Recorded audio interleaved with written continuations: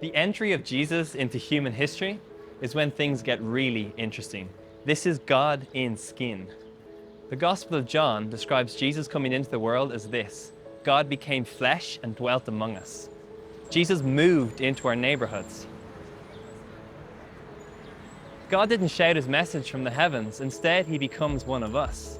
If God was egotistical or insecure, he would have burst onto the scene in a whirlwind of lights, adoring fans, and an epic soundtrack. And yet the opposite is true. And this sets the tone for the rest of his life, for what he says and what he does. He wasn't born into a palace. He was born in a stable, right here in Bethlehem. And he wasn't born into a settled family. Instead, his family would have been on the run from King Herod's persecution. Jesus would have spent most of his childhood in Egypt as a poor refugee. We too often forget that Jesus was once an asylum seeker who lived with his family in a foreign land, who feared violence on their return home. Through the 4 Gospels, we know a lot about his birth and then about his ministry when he turns 30. I'd be fascinated to know about the in-between years. I mean, what would it have been like for Jesus to grow up here in Nazareth on streets like this? What was he like as a teenager?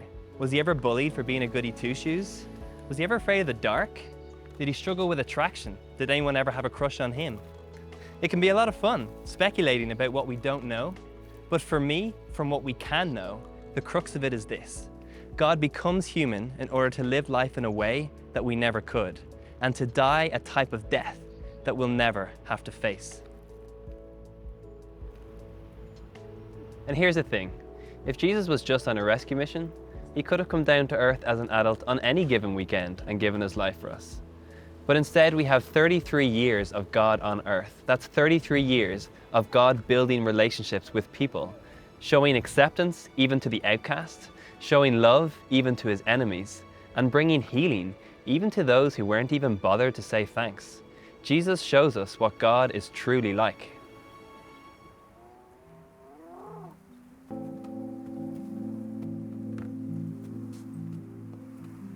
I talked about that serpent, that talking snake that messed with the minds of Adam and Eve. It speaks of how we can be deceived to doubt the goodness of God, or doubt whether God can be trusted at all. I see the story of the Gospels as 33 years of Jesus staking a claim for just how trustworthy he is, from his humble entry to his cruel death. He experienced everything that we do, the pain that we feel, the hardship we go through, and the trials. He overcame it all, and he did not sin. He experienced our temptations and our struggles. He literally walked in our shoes.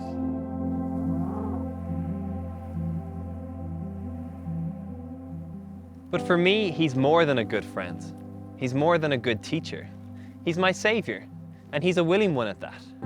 Everything leading up to the days just before he was crucified are so raw and so real. He voluntarily goes to Jerusalem knowing that he is walking to his death.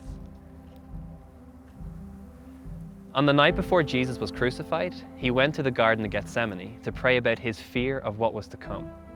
Underneath trees like these, and with a view of the city in the background, he would have fallen to his knees and cried out to his Father in heaven. He cried out to his Father until he was literally sweating blood because of the anxiety he was experiencing. What Jesus is crying out for is if there's any other way of offering the forgiveness of sins, any other way of reminding humanity who they are, any other way of bringing healing to broken people, then let's do that instead. We'll never truly know the full extent of what Jesus went through for us. While other religious ideas seem to focus on how we can get to God or keep God happy, the story of the Bible, the story of Jesus, is about the lengths that God will go to get to us.